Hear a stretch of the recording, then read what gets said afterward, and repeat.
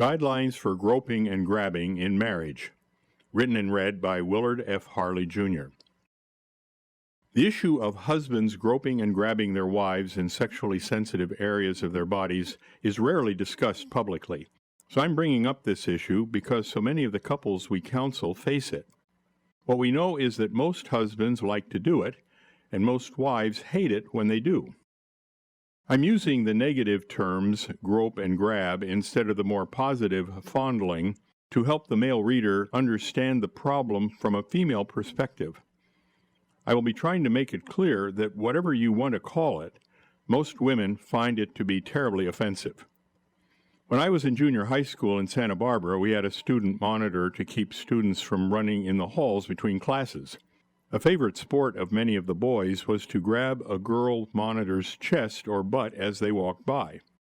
While it was degrading to the girls, and many simply chose not to be monitors after one incident, nothing was ever done about it to my knowledge.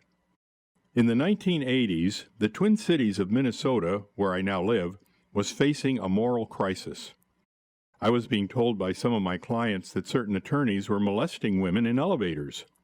Women would chase these men to their offices only to find everyone laughing at them. They knew that there was no law against what they were doing.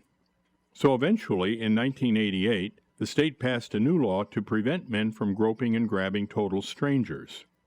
Chapter 529, Section 2-SF, number 1018.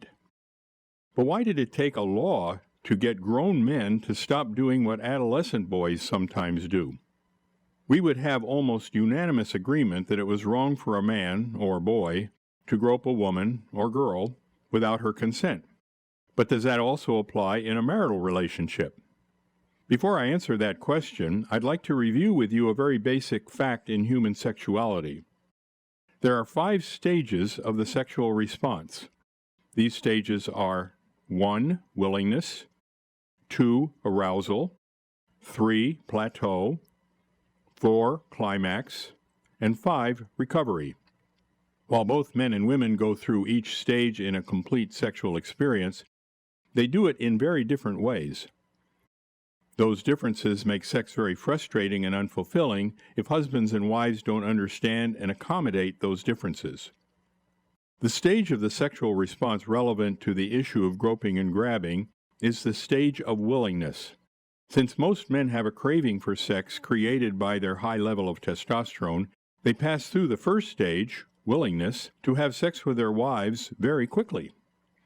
A mere offer on her part is enough for him to pass that stage and go directly to the next stage of arousal. On the other hand, women, having a much lower level of testosterone in their bloodstream, experience a sexual craving much less often, usually only once or twice a month. But they can be willing to have sex at other times if certain conditions are met. But a husband who does not understand her conditions for sexual willingness will tend to make advances that make her less willing. Groping and grabbing her in sexually sensitive areas of her body give her the impression that he considers her to be a sexual object rather than a sexual partner. She feels that it really wouldn't make much difference who she is when he's in that mood. All he seems to care about is gaining sexual gratification in any way he can. She feels physically violated and used. Such men can't understand how she could feel that way. Because he's in an almost permanent state of sexual willingness, he certainly wouldn't mind it if she were to grope and grab him. For him, it should be no big deal to feel her body. She should just lighten up. But this insensitivity to her feelings drives her away from him, making her less willing because it proves that he cares only about his own sexual needs. How can she have sex with a man who doesn't care about how she feels? So my answer to the question, is it wrong for a husband to grope and grab his wife, is a resounding yes. Types of groping and grabbing in marriage. Number 1. The sneak attack. Wives tend to find unexpected instances of groping and grabbing to be the most offensive. Just like the boys in my junior high school, husbands are known to grab their wives in sexually sensitive areas as they walk by each other. Wives usually express their utter disdain for this behavior, but to no avail. Her only defense is to avoid walking anywhere near him. Another form of the sneak attack is groping and grabbing a wife while she's asleep. A woman who is awakened by it is usually repulsed by the very thought that a husband she's supposed to trust would take advantage of her that way. I know of many women who decided to sleep separately just to avoid their husband's insensitive behavior. 2. The affectionate grab. Wives usually know the difference between affection and sex in marriage, but very few men do. Affection is a symbol of care: hugs, kisses, cards, and flowers. These all communicate a spouse's commitment to be there for each other, to put each other first in their lives. But when a husband uses the opportunity to grope and grab, he communicates the opposite message. He's doing it for his own sexual gratification. He's not caring for her, he's caring for himself. Many wives have told me that they put up with their husband's inappropriate behavior because it's the only way they can get a hug or kiss from him. The husbands are affectionate only when they want to have the sexual experience they get when they feel their wife's body. But that doesn't mean she's joining him in that experience. Instead, resentment builds every time he does it, and eventually she doesn't allow him to show her any affection. 3. The inappropriate foreplay. Some husbands think that their wives might become sexually aroused if they grope and grab them in sexually sensitive areas. That's because of the power of partial reinforcement. Occasionally, maybe one time out of 10, a wife may sense that her husband wants to have sex when he touches her that way, so she lets him know that it would be okay with her. But his behavior is not turning her on sexually. It's turning her off. In an effort to accommodate his desire to have sex, however, she pushes through her negative reaction and rewards him. That's enough to convince him that whatever he's doing works, so he keeps it up. Just about any wife can educate her husband on the topic of foreplay, but they often resist doing it. Some feel that telling him what to do ruins the romance. If he were to figure it out without instruction, it would be evidence that he understands her, something women need in marriage. Teaching him the mechanics of effective foreplay is just too, mechanical. So many husbands go through life failing to understand their wives' sexual responses, a detriment to both husband and wives. 4. The bad timing. But even foreplay that's effective when a wife is willing to have sex is usually ineffective when she's unwilling, which is most of the time. Husbands often miss that point because they are rarely unwilling. For them, foreplay would be effective almost any time of the day or night. So even when a wife has taught her husband how to touch her to become sexually aroused when she is willing to have sex, she will interpret it as groping and grabbing if she's unwilling. A wife's willingness to engage in a sexual experience with her husband is just about everything when it comes to having a mutually enjoyable experience. You can easily discover if you are guilty of any or all of these types of groping or grabbing. Ask your wife. She might tell you that it's really not a problem for her, and she would encourage you to do as much groping and grabbing as you would like. If so, I would imagine that unlike most women, she is willing to have a sexual experience most of the time.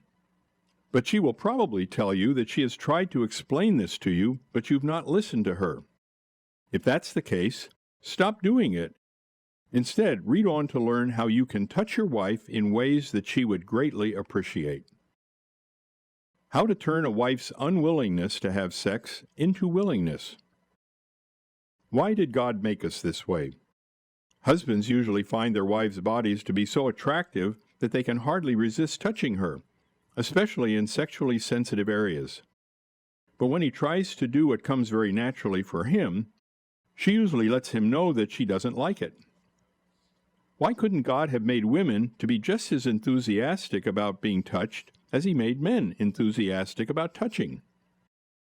I don't have that answer, but I do know that the problem exists in most marriages, and the problem has a solution if a husband and wife discuss the issue with each other's interests in mind.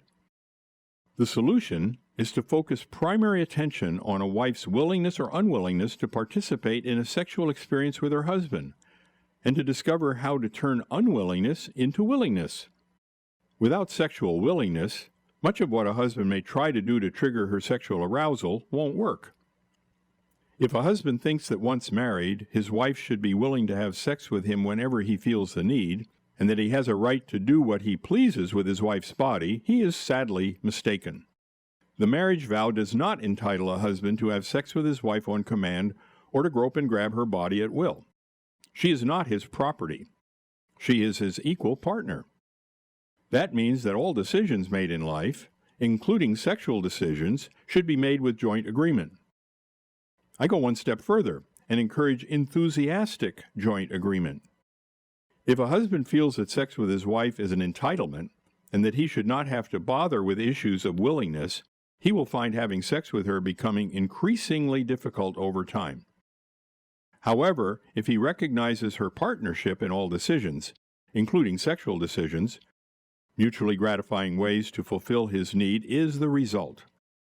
A husband should want to know what he must do to encourage her willingness so that they can enjoy sex with each other more often. Throughout my 50 years as a marriage counselor, I've asked thousands of wives that very question on behalf of their husbands. What would it take for you to be willing to have sex with your husband?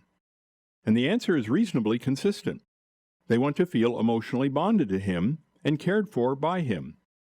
Being emotionally bonded and cared for tends to make them feel sexually willing.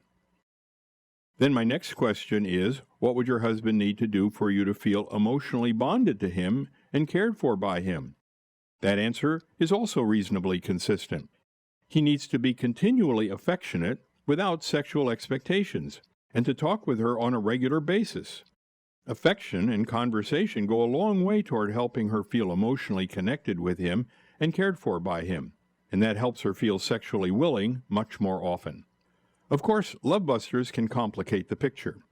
Demands, disrespect, anger, dishonesty, independent behavior, and annoying habits can make her feel disconnected from him and uncared for by him.